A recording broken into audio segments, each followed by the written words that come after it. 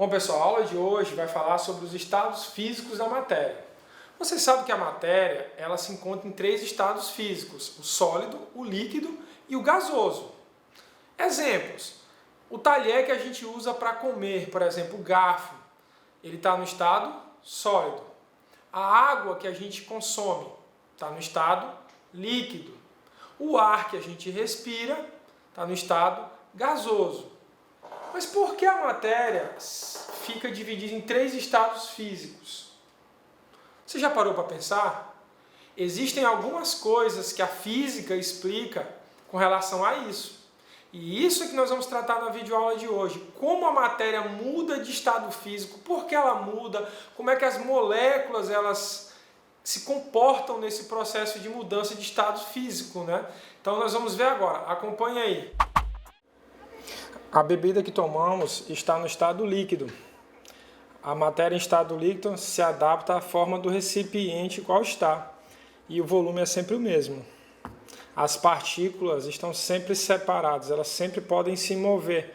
Olha como é que elas conseguem se mover. Elas estão se movimentando. Os picolé que comemos estão no estado sólido. A característica principal da matéria no estado sólido, ela tem forma e volume constante. As partículas estão organizadas, podem ver que elas estão todas juntinhas. O vapor da panela está no estado gasoso.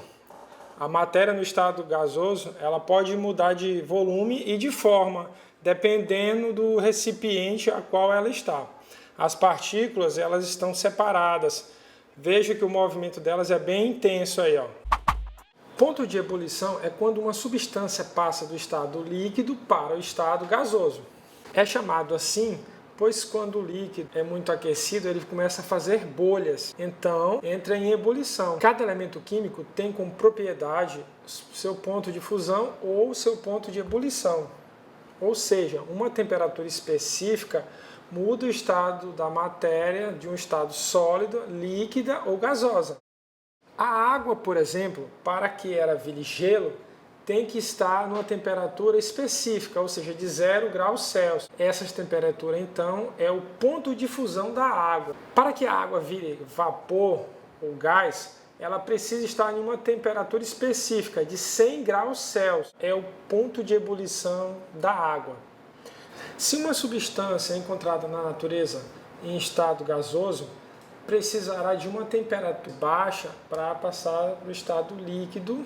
O oxigênio, por exemplo, o seu ponto de fusão é de 218 graus Celsius negativos. É esta a temperatura necessária para que o oxigênio virar líquido. Uma substância que encontramos na natureza no seu estado sólido. Qual a temperatura para se tornar líquido? O ferro, por exemplo, tem seu ponto de fusão 1538 graus Celsius. É isso aí, pessoal.